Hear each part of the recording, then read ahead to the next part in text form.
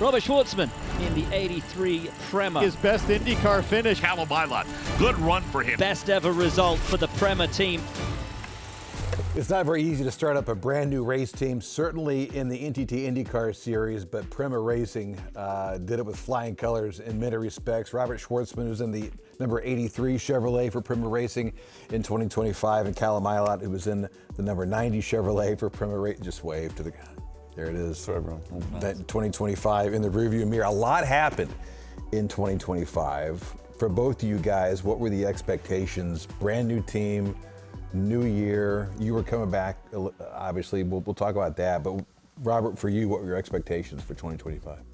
Well, I think overall is to get ourselves on track, fix issues we had. I think we generally did a pretty good job with what we had as a team. Obviously, the Indy 500 Pro, that was something I did not expect, so that was not planned. Obviously, I really wanted it, but it was like, where did that come from? So it was a bit of like a surprise.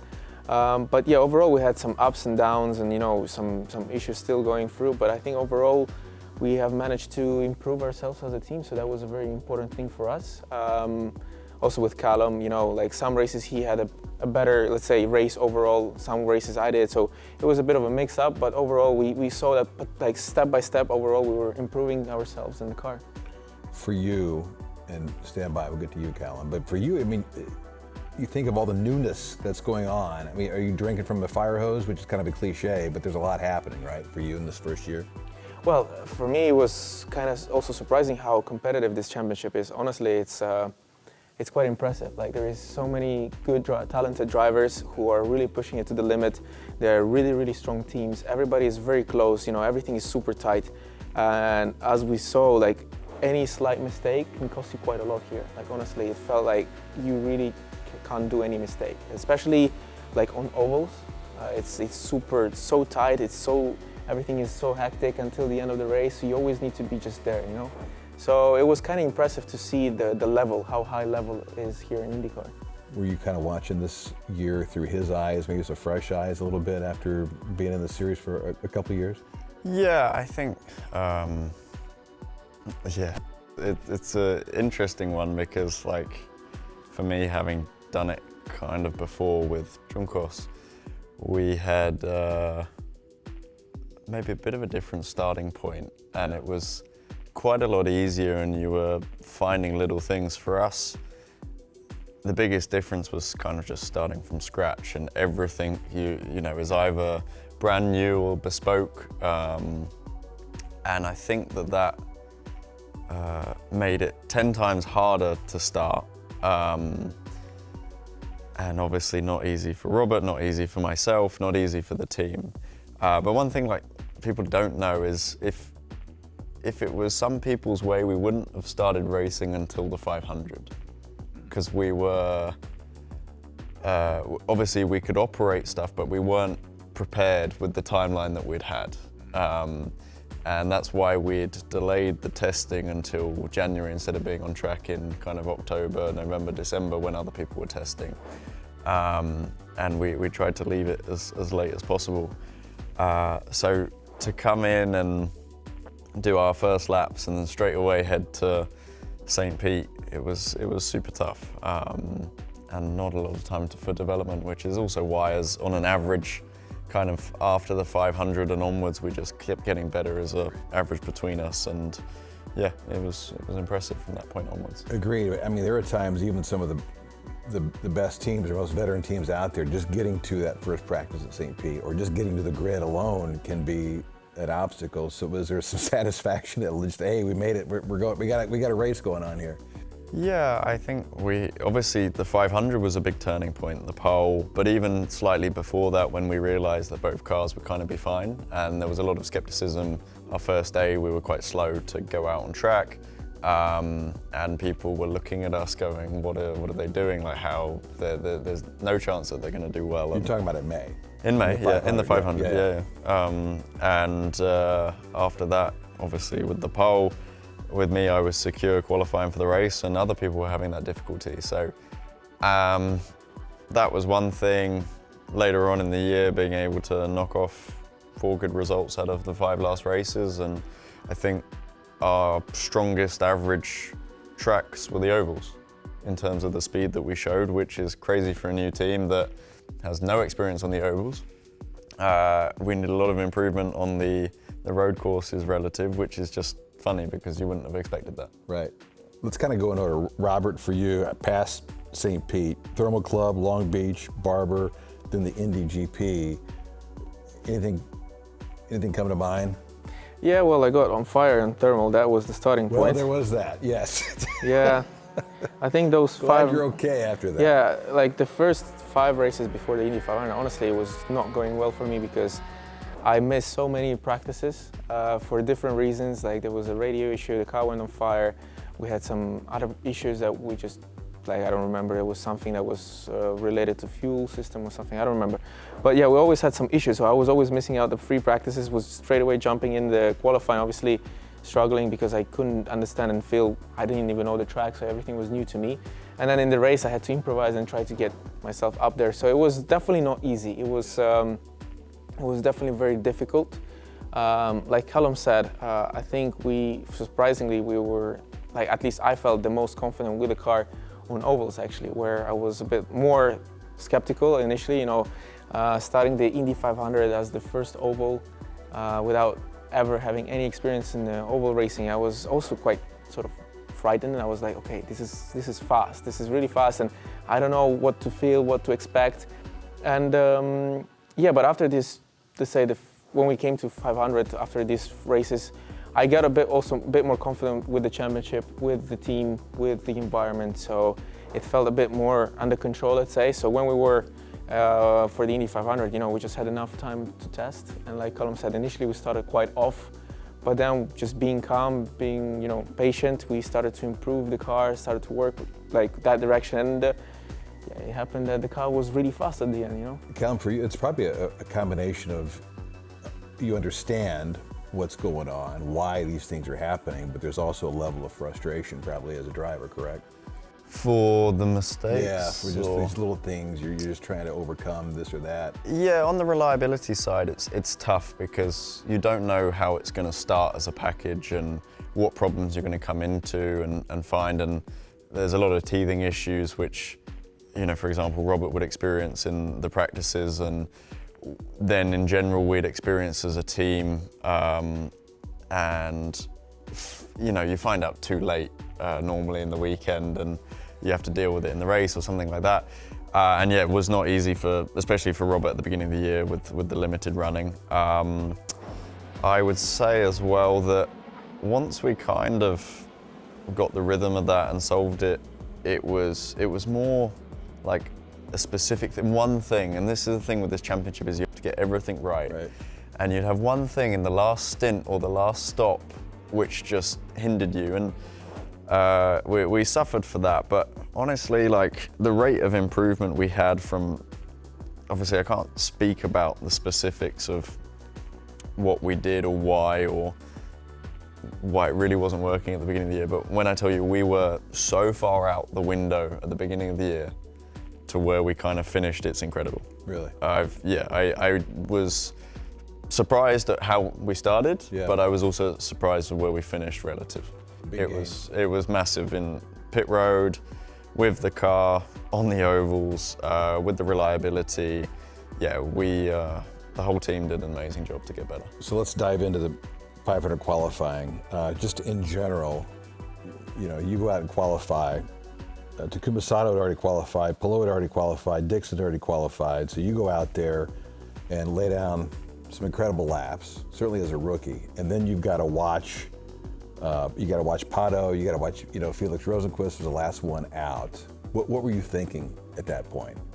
I mean, were you satisfied if you started third or fourth or whatever? I was already satisfied when we got the top 12. I think for us that was the from first Saturday. Yeah, I think when you have these pools when you start the run, I got quite lucky because I got the fourth one.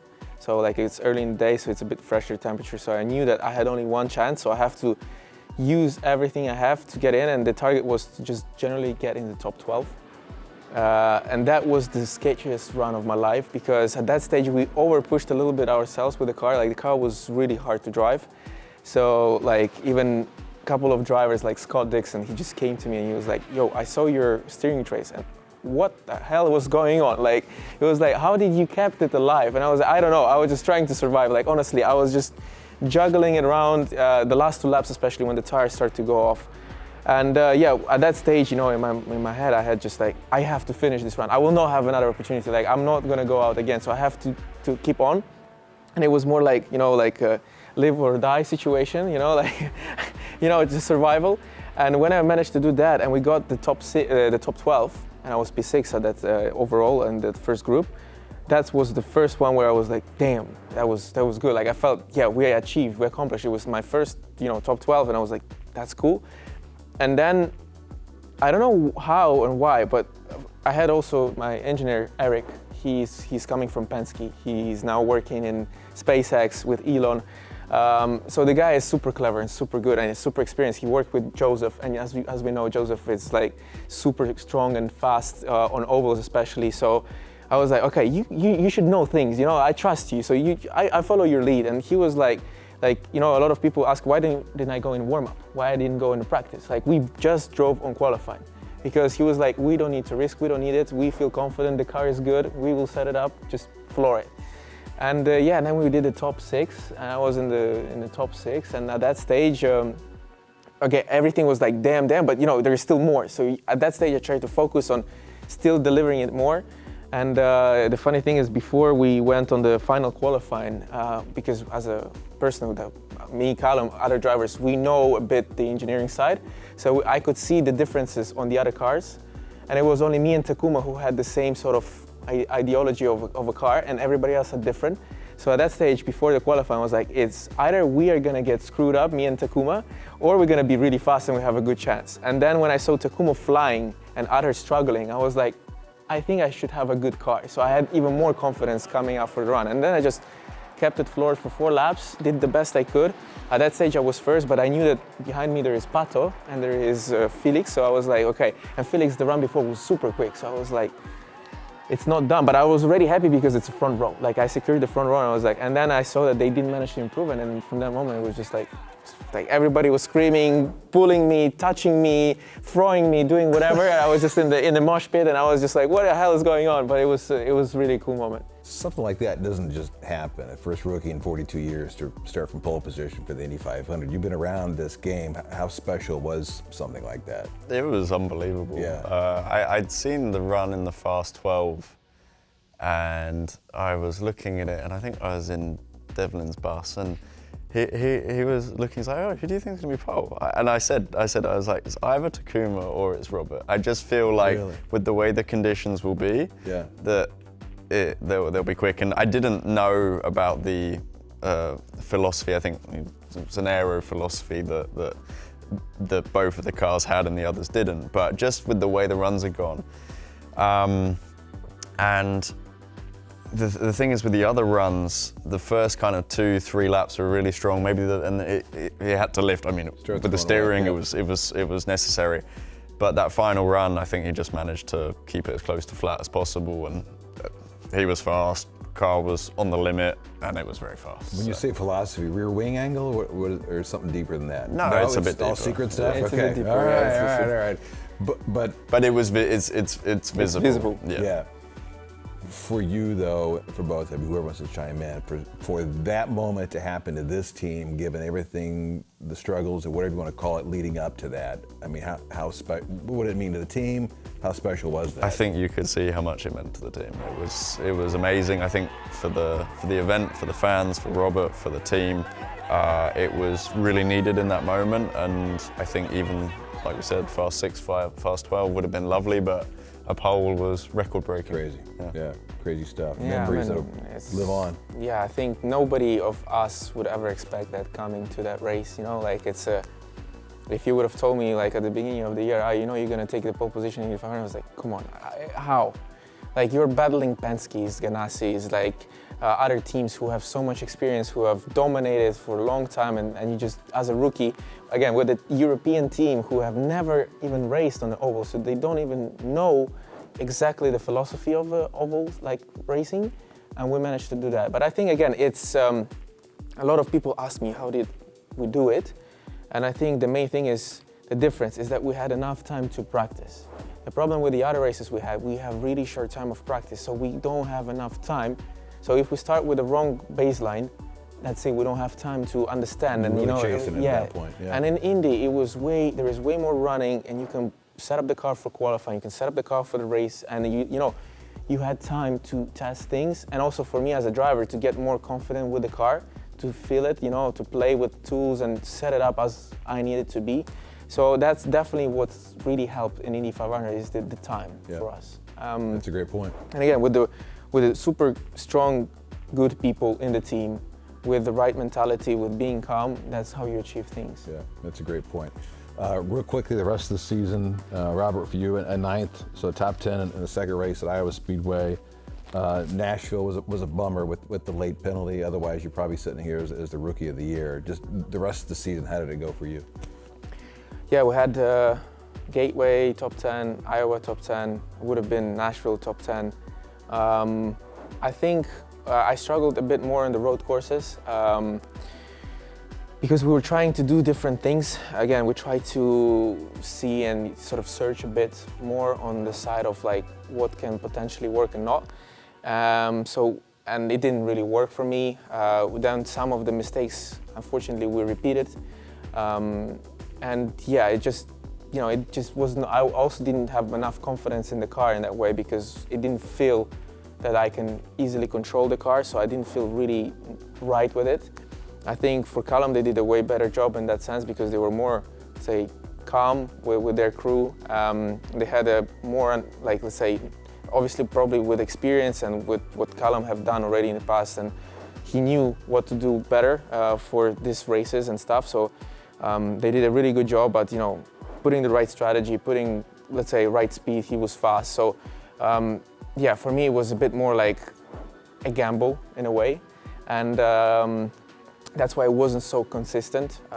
But overall, again, I was happy because Callum was showing a good performance. So it means that, the car was good. Capable. Yeah, maybe it was not the fastest car, and but still it was a car capable of battling in top 10. That's what we're, at least for us as a first year, we were aiming for. So yeah, obviously if coming back in time, now with the experience, I would probably do what Cal did and make it more, smoother run for me, and probably would have been better. But I also, like, from our side, because we don't have enough experience, or me as well, I also don't know what to say to the engineer side sometimes, because I don't know exactly what I need to tell them in order to make it better, because I don't have the experience, I don't have enough knowledge for it. So yeah, but on ovals, yeah, surprisingly, again, we were fast, we were competitive. Well, apart from Milwaukee, like that was a bit of a. Was not good. Yeah, Milwaukee was not good, but it's a different oval. Honestly, it's a flat oval. Flat oval, just over a mile long.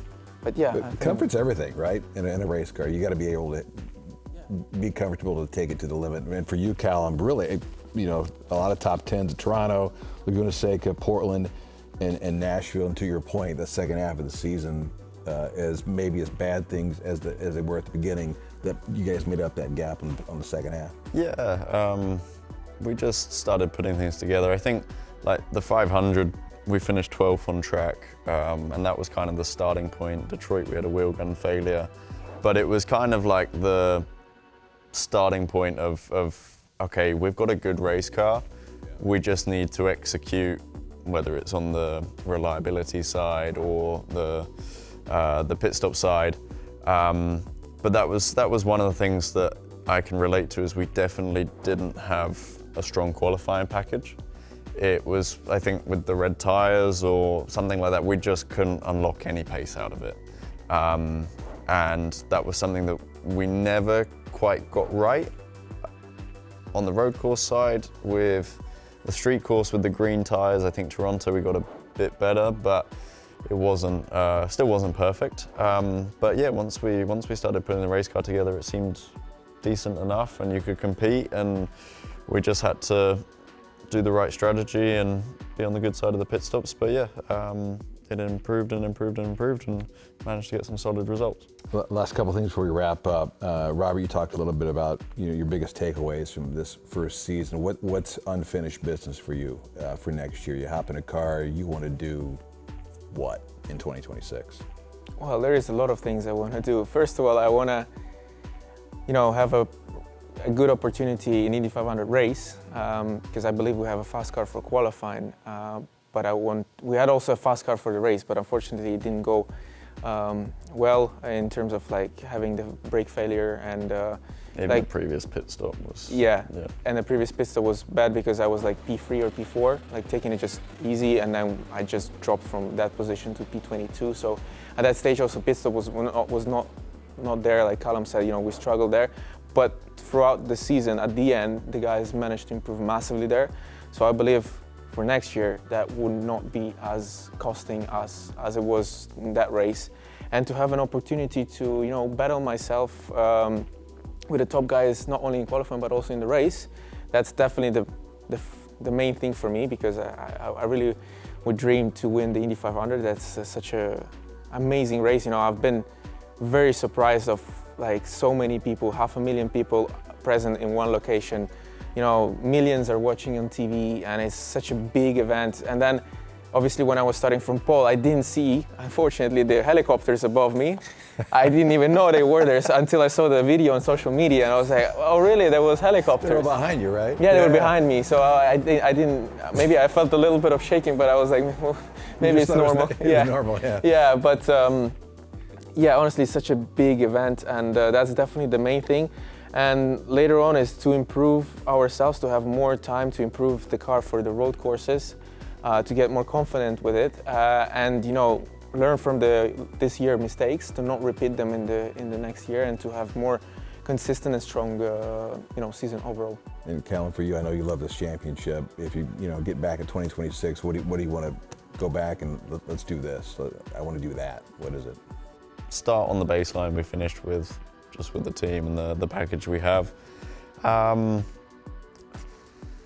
would just be to improve in every way that we can, and I think we finished with some good little parts and philosophies that would be nice to have. And then I think the ovals, there was a lot to build off of. You don't get a lot of practice outside of the 500. You get that 1 hour straight into qualifying, and then you get that final practice. So you don't, like Milwaukee was a big struggle for us, but I'm sure if we had a bit more time and a bit more of a winter, we would make it good. There's never enough time sometimes, right? Never You're always pushing. Again, so many great storylines in 2025. PREMA Racing with Robert Schwartzman and Callum Ilott, certainly one of those.